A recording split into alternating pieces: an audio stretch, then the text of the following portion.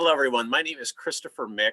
I work with a STEM educational nonprofit called Space St. Croix, located out in Hudson, Wisconsin. Some of you may have been out there.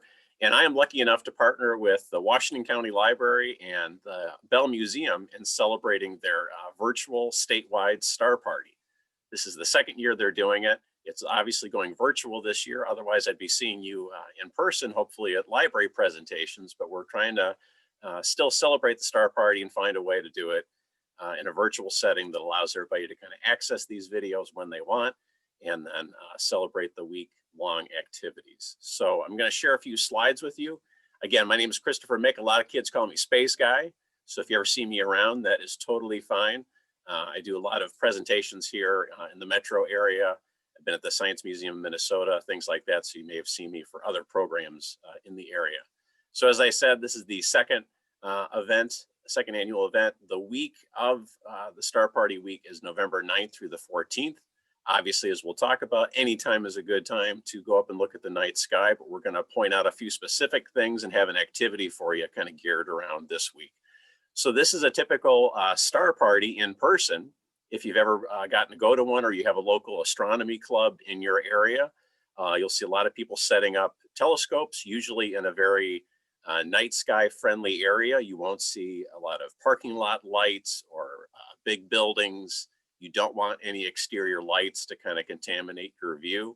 And usually people bring out all kind of size and shape of telescopes, and you're allowed to look at different objects and kind of hop from telescope to telescope, and the people that set it up will tell you what you're looking at, and it's a lot of fun.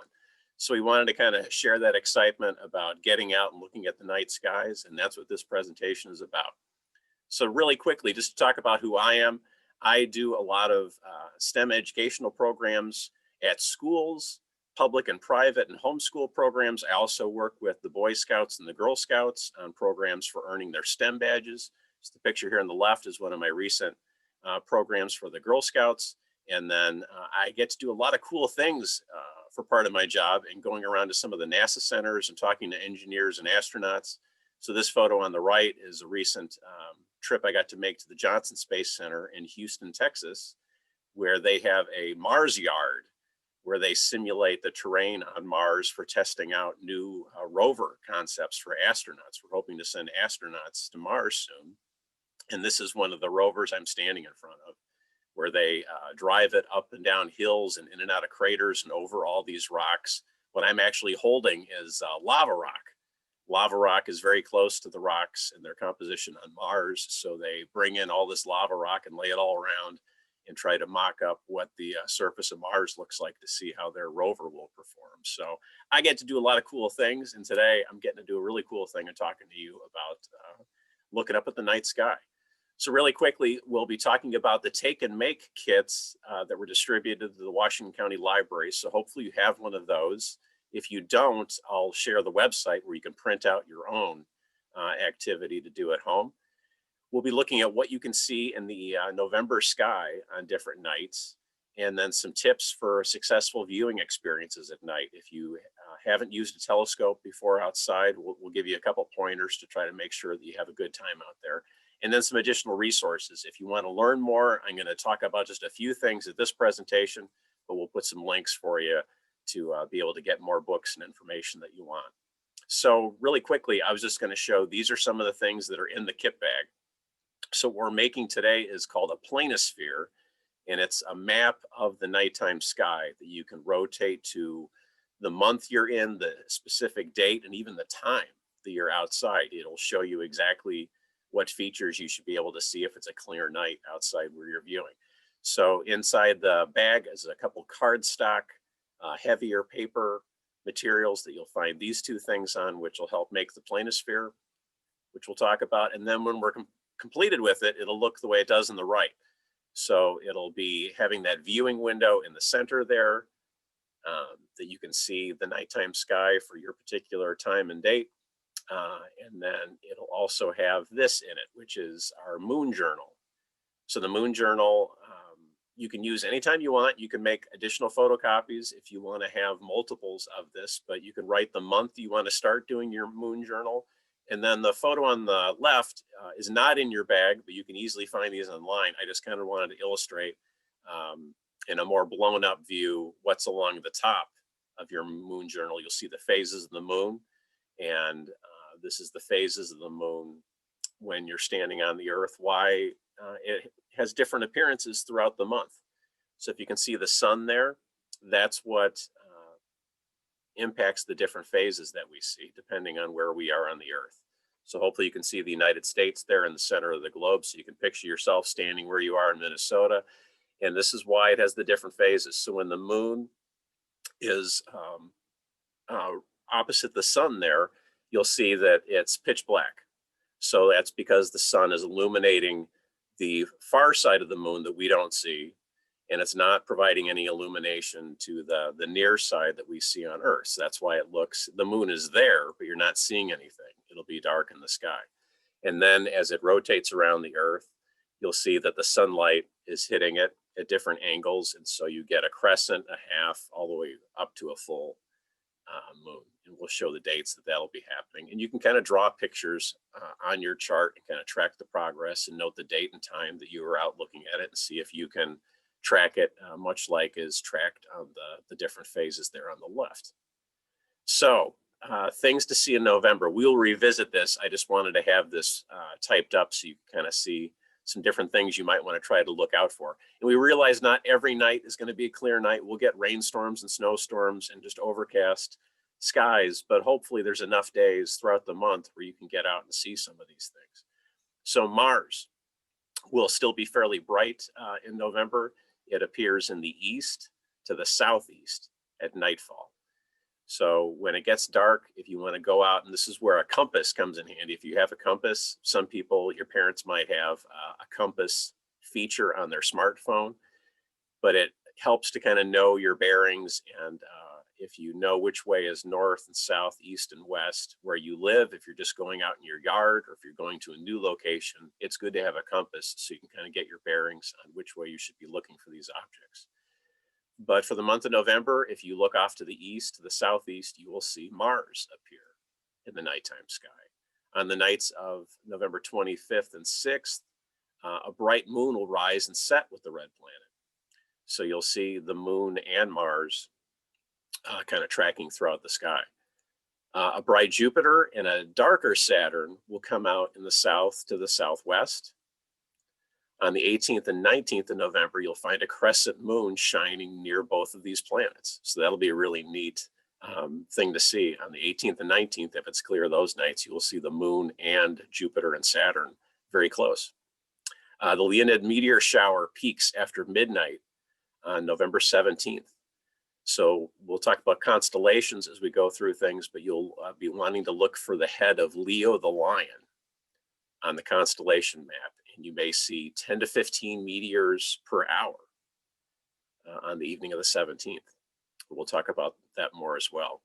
November's full moon arrives starting the evening of the 29th, and it reaches a full moon in the early AM, about 3:30 in the morning on the 30th. So none of you may be up to see the full moon, but it'll look almost completely full on the evening of the 29th if you get out to take a peek at it then. And then I wanted to share a meteorite. This is the photo on the right is a meteorite that I actually have. It's in this little sealed box.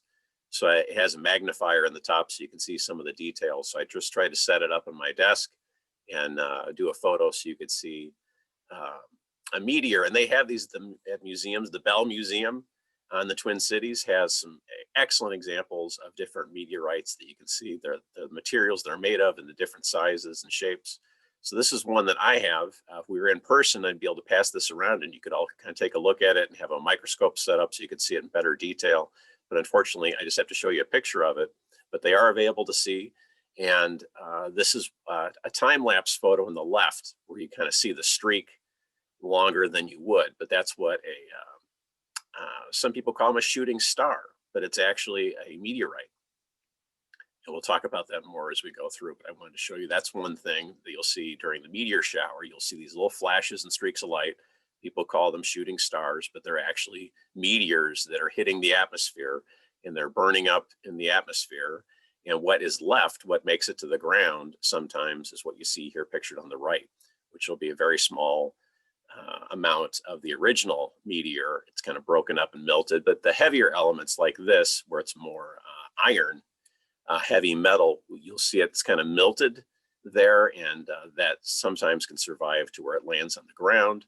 And geologists find them, explorers find them, people hunting for meteorites find them, and can share them with museums and whatnot.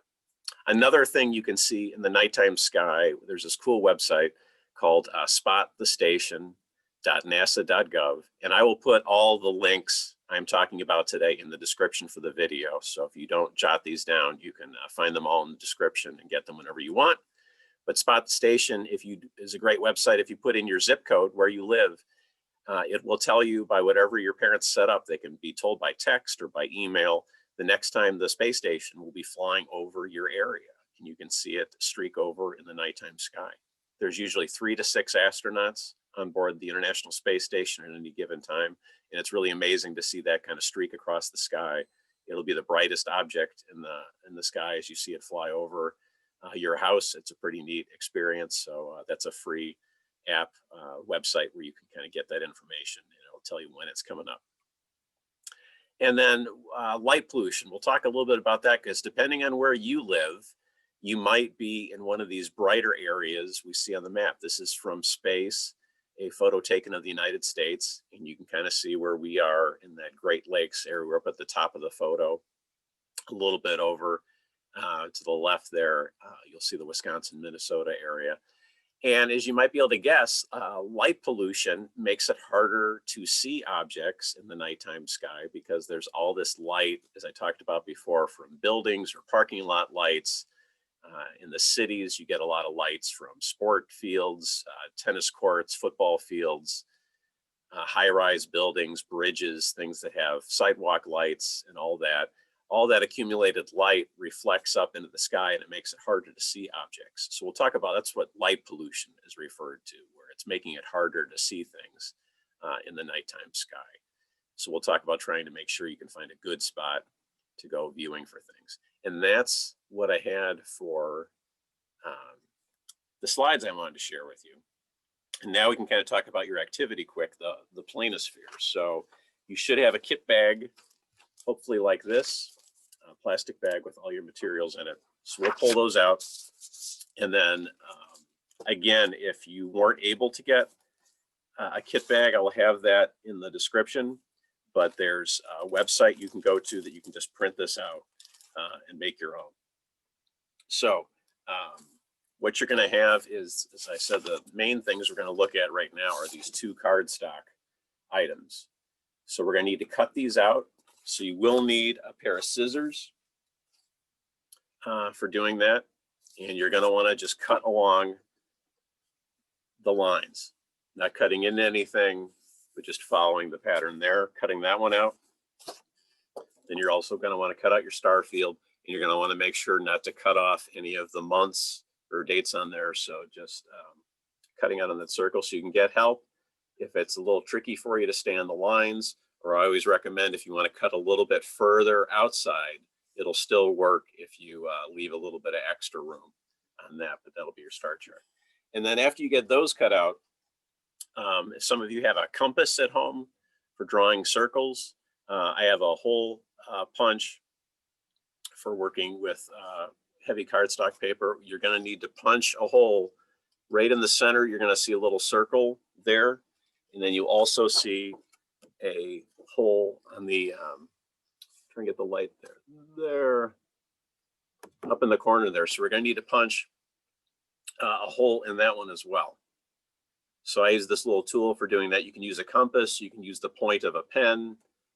Again, you can get a parent to help out with that if it's proving difficult for you to get that hole. But then when you're going to get those both punched out, then you're going to have there's a little brass brad in the bag. So when you get it out of the bag, it'll be folded together, the ends like that. And then you are going to assemble it. So I'll take this apart so you can kind of see. So you have your cutout disc,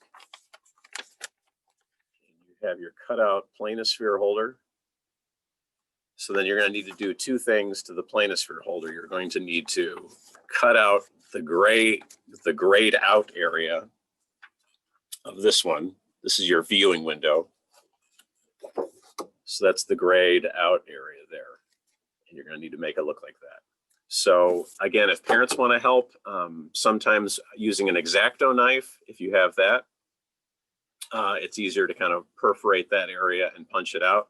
You can do it with scissors, no problem. You just need to kind of start in the center and then work your way slowly out to the circles. And then I purposely left mine a little bit short again, because some kids have a harder time. They'll accidentally cut through the skinnier part of that circle. So you can see I went a little bit short on purpose, left a little bit of gray up there. It'll still leave you enough viewing window to see what you're doing.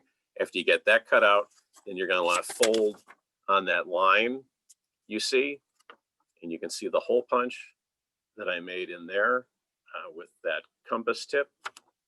So then you're going to fold it over. So then it'll look like that. So the tip should just be coming into the circle from the back side. It'll look like that from the back. Then you are going to grab your disc. You've got your hole punched in the middle of your planisphere. You're going to bring them together. You're going to slide that in. So the back flap is covering the back of the planisphere, and you can see all the stars, hopefully, through the viewing window. And then you are going to get that brass brad. You're going to have the shiny disc part facing you toward the front, and you are going to poke it through that hole you made in the center. And then you're going to find the hole you made on the back one, and then you're going to fold them flat so you can rotate it and nothing's sticking out. Okay, nice and flat like that. So that's what the finished one will look like there. And then what you're going to be able to do when you have your planisphere completed is you're going to be able to, you can rotate it and kind of see how it works. You'll see the months kind of going by on the top. And then on the inner circle, you'll see the months on the top, and then on the inner circle, you'll see the times there. And so that's exactly how you're going to use it. You are going to rotate to today's date. So for example, if we're going to say we're in November 15th, we're going to rotate to November. And then I see between 10 and 20. So 15 is right between 10 and 20. And then we can rotate to the time. So you'll see the time starting at 7 a.m. way off on the left, and ending at 5 p.m. on the right. So you can rotate to whatever time it is. So we're going to say, let's say we're at 11 o'clock at night on November 15th. So we would rotate the November around. Trying to get a good focus there.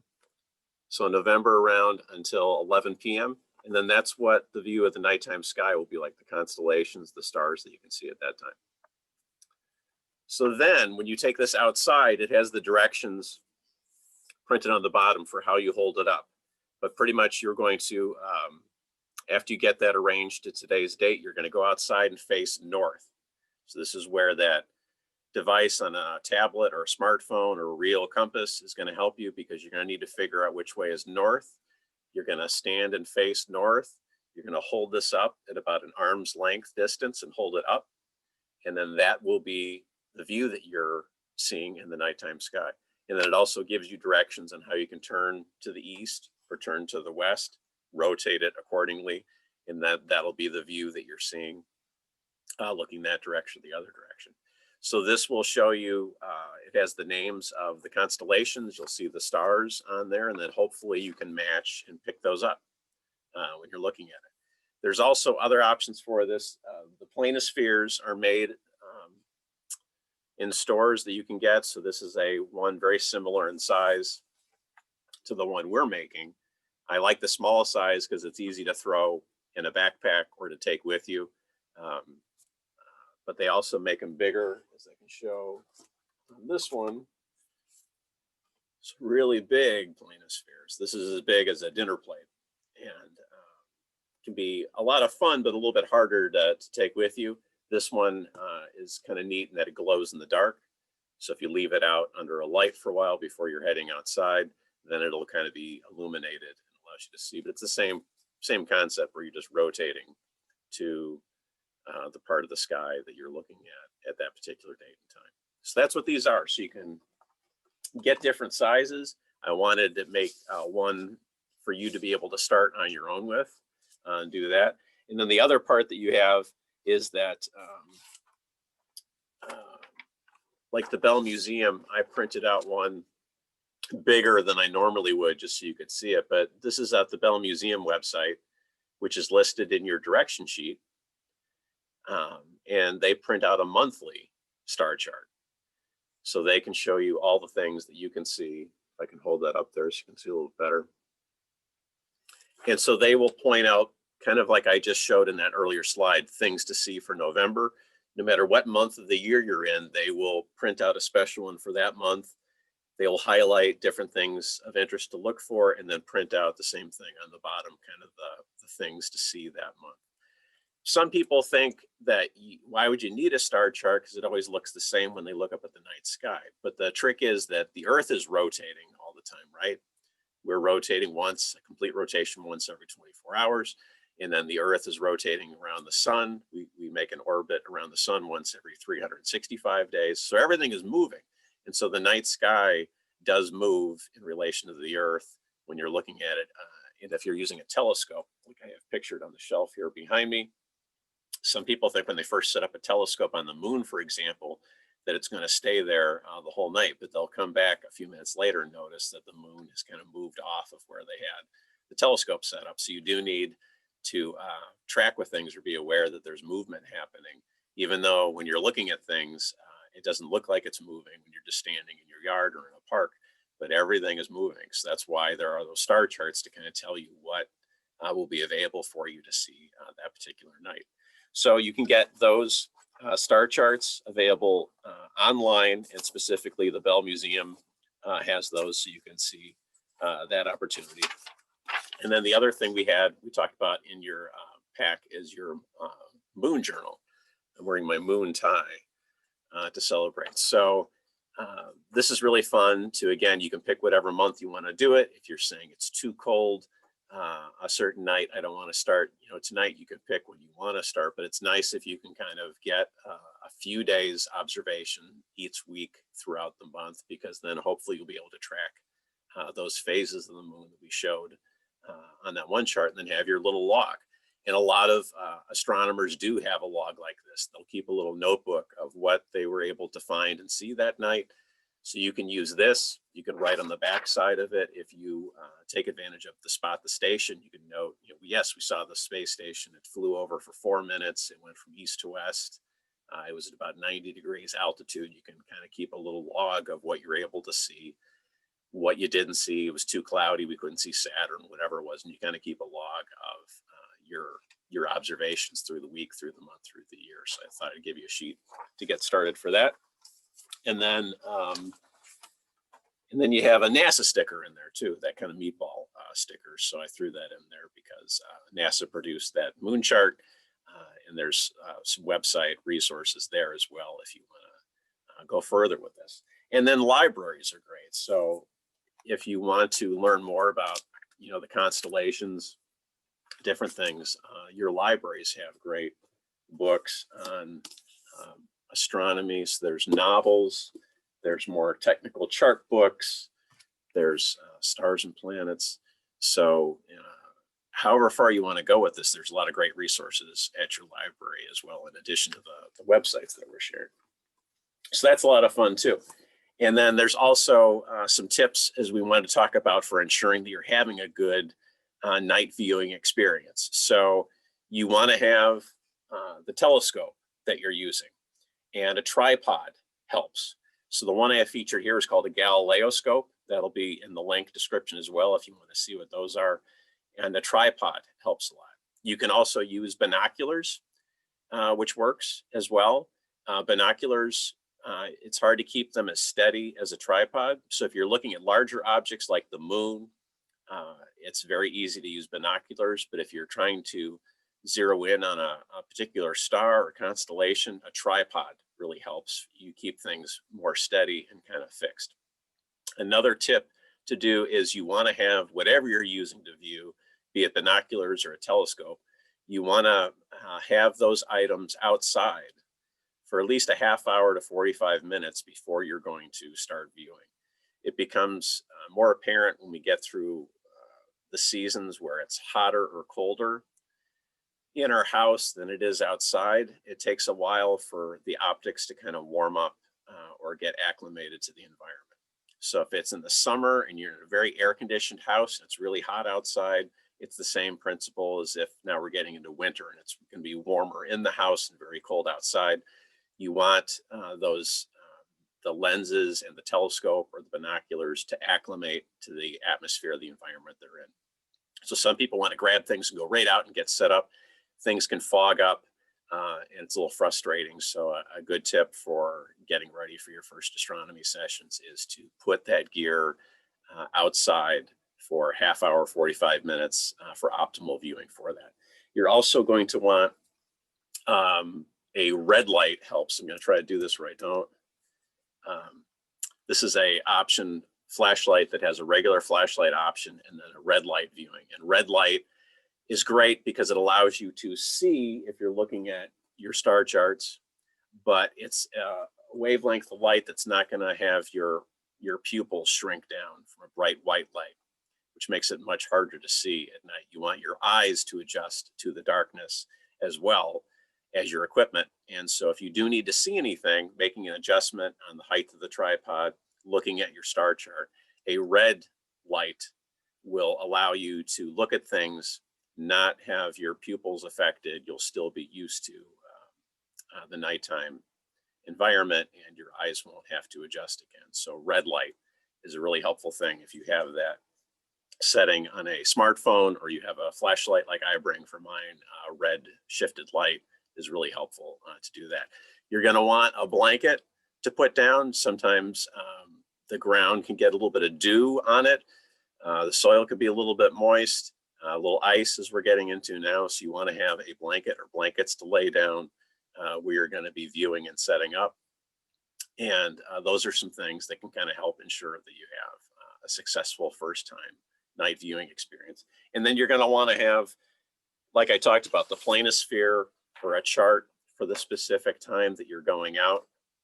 That'll kind of give you those things to look out for, and that'll help your night viewing experience.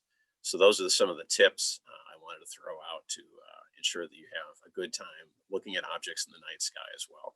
So that is my presentation I wanted to make to you today. I will have all the links for that in the description of the video, and then a lot of them are on the direction sheet. So you'll have a couple things here on Dominic's website, which is the gentleman that made the Planisphere. His website is credited in there. And if I can put this in here, he has, these are satellites, those little dots that are orbiting. So there's a chart for that on his website, where if you want to see any satellites or things that might be passing over your area happening all the time, you can find the satellites. So between the NASA website, my website, Dominic's website, which is on the direction sheet, you should have a whole lot of additional resources to be finding things. Spot the Station for NASA, and then all the wonderful events the Bell Museum is doing. I think there'll be links shared with your libraries for that. There'll be a lot of speakers each night of the week for that. And it's great just to get out to the Bell Museum, period, if you haven't been there before, because they have an amazing planetarium. So they do a lot of shows where they will, in that overhead domed presentation, be able to show you a journey through our solar system or different constellations to look at. They have a great deck with telescopes they set up for night sky viewing events. And then they have that amazing gallery area, like I talked about, where they have meteorites and things that are wonderful to see up close in person. So I hope you can take advantage of all those resources. Feel free to email me if you have any questions on anything we talked about. And I hope you have fun getting out there enjoying the nighttime skies in Minnesota. Thanks a lot. Take care.